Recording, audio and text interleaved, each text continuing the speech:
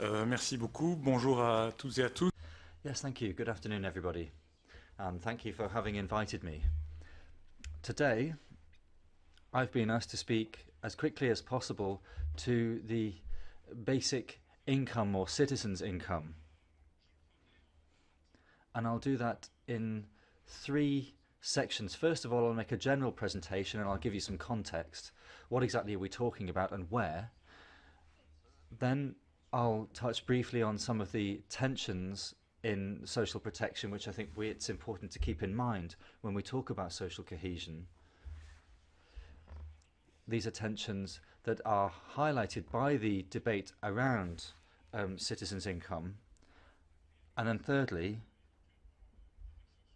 I'll think about what specific reforms we could come up with. And both of these reforms will be ones at European level. First of all, then, general presentation and some context for those of you who don't know yet what this citizens' income is. First of all, I'll propose a traditional standard definition. It's regular income transferred by a political community, which could be the European Union, to each of its members on an individual basis without any monitoring of the resources or any demand for anything to be given in return. That's the minimum definition. So we can see that that definition clearly delineates this citizen's income, and it's clearly differentiated from minimum income. Of course, there are European countries which don't have a minimum wage yet. We could think about Greece or Italy.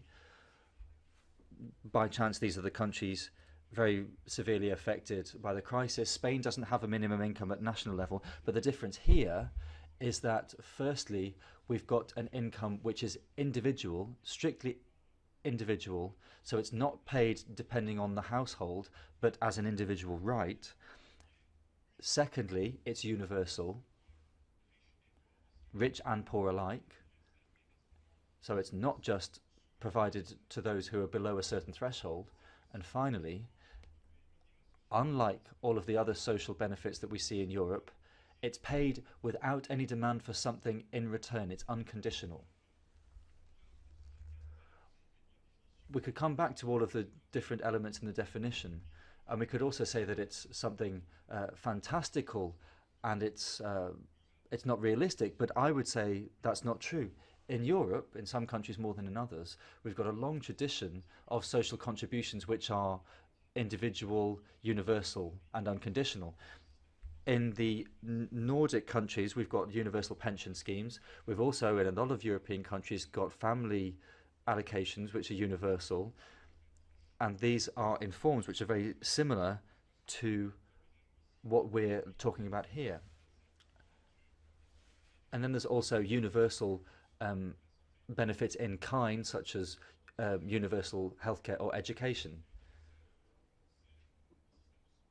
Even if those systems are now under pressure today and the systems are no longer really universal.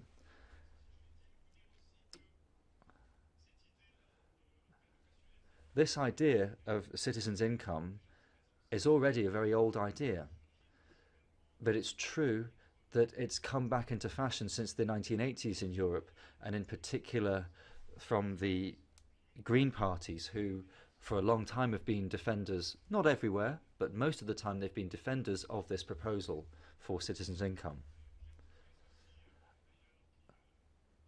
I found this, which I think took place perhaps even in this room a little bit more than 5 years ago now, 7 years ago. There was a conference on the subject of a universal income. It took place just before the crisis, this meeting, and of course since then things have changed. For those who would like to have more information about this universal basic income, you can visit the internet site of Basic Income Earth Network. That network was created in 1986. There was a European network, but since 2004 it's been spread and it's become a worldwide network. It has branches everywhere. very often there are European networks involved. There are a dozen European networks. So, for example, there is a Belgian one which was created last year, and 2 years ago a French one was created. This organisation will have its next conference in Montreal in June. To finish off with the scene setting, I would just say that this idea has never been as discussed as it is right now. The crisis is part of the explanation for that, but it's also true that there are activists who have been able to come together through social networks, and that has enabled the idea to spread. But it is clear that the crisis has played a very important role. Not a day goes by without us receiving articles from the press published about this universal basic income, and I'll give you 3 very illustrative examples. The first is the European Citizens' Initiative for an Unconditional Basic Income. That was started recently, and it also closed recently. We don't know quite what it's going to come down to, though.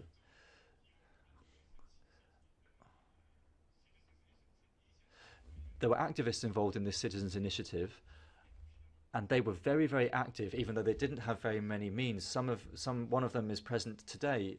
Stanislas would be happy to answer your questions on the subject. But they have been able to achieve some success without any support from large organizations. They've achieved 285,000 signatures supporting this idea of a basic income, which is certainly of consequence. And then afterwards, they want to create a new European network on basic income. The second example is the Council of Europe. It very recently looked at the issue of basic income through a conference in Strasbourg in February last year on poverty and inequality. And just to mention it, the basic income was an idea that came up again and again in the discussions and was also taken up in the conclusions in the final report which followed the conference. Of course, the Council of Europe is very often more progressive than the European Commission, but the Commission was also directly involved in this process, and it's very revealing to see how present this idea of basic income was in the thinking around poverty and inequality during a recession in Europe. And finally, it's not really a good time to talk about Switzerland right now, perhaps, but Switzerland has also been involved in this discussion recently with a popular initiative in Switzerland, a federal initiative that received the 125,000 signatures necessary to oblige the federal government to hold, of course, a referendum in Switzerland on basic income and on the inclusion of provisions favourable to basic income in the Swiss constitution. And that has even received the attention of the New York Times. The New York Times was surprised that Switzerland wanted to pay its people for being alive, as it puts it, an existence revenue, as it's sometimes called.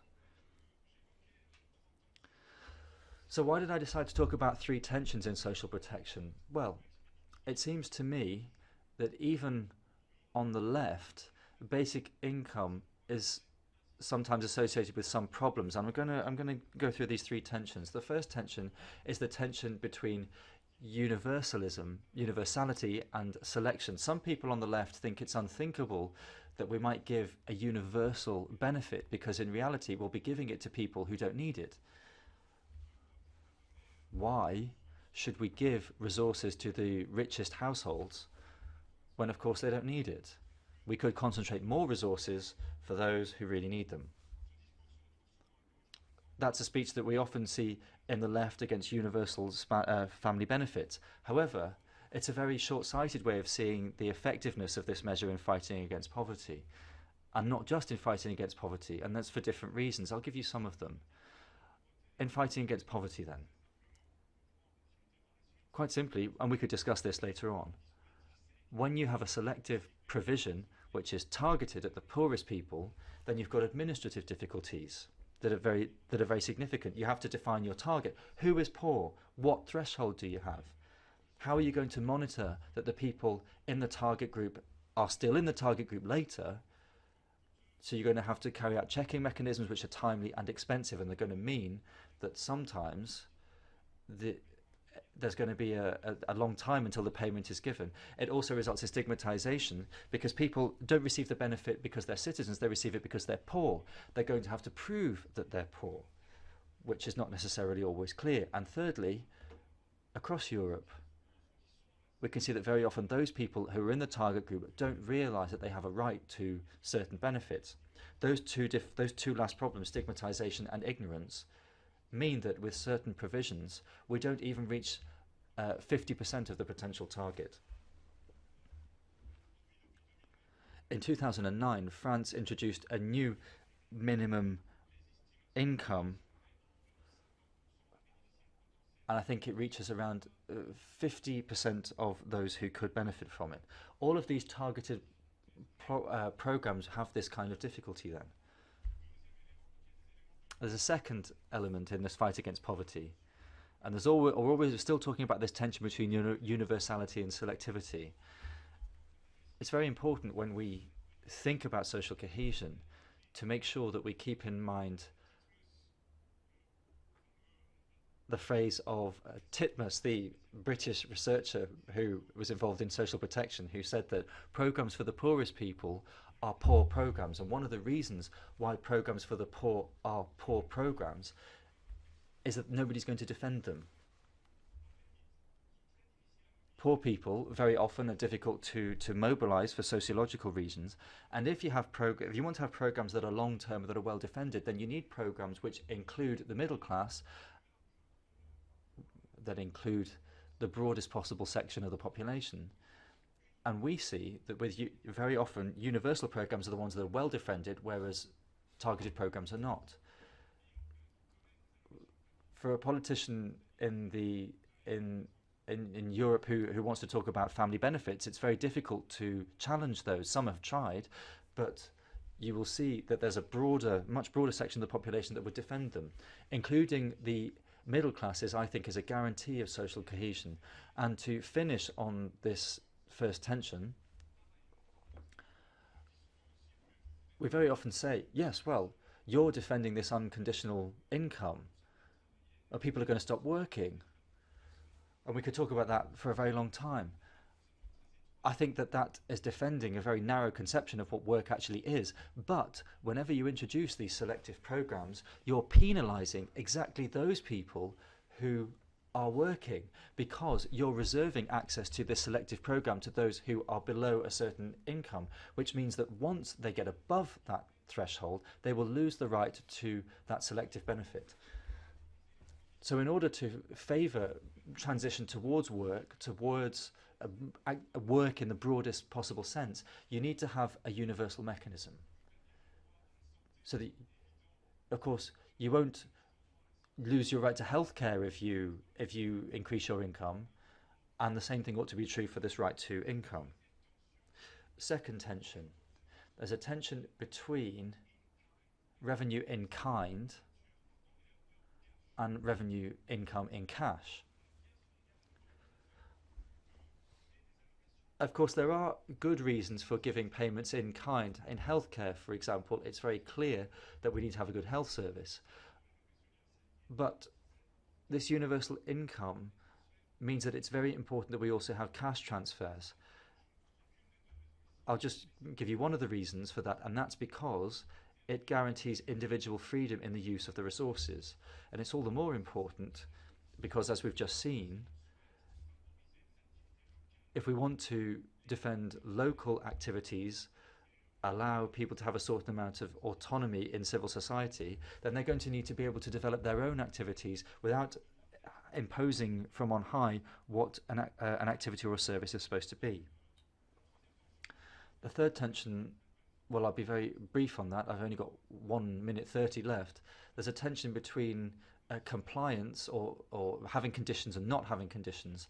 There are I won't come back to the reasons for this, but there are reasons for defending the idea of an unconditional income, but there are even more pragmatic reasons. So there are philosophical and pragmatic reasons.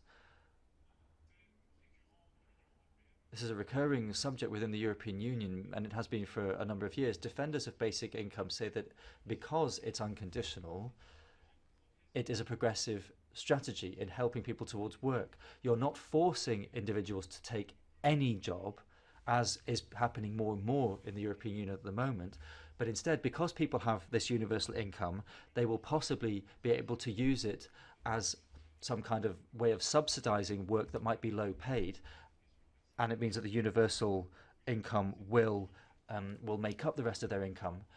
But that means that we need to have this income needs to be universal. At the moment, very often you may lose your unemployment benefits at some point if you reject a job that which you don't think is promising or you don't think is attractive. Then it means that you would lose your income. But if you had a basic income, then that wouldn't happen.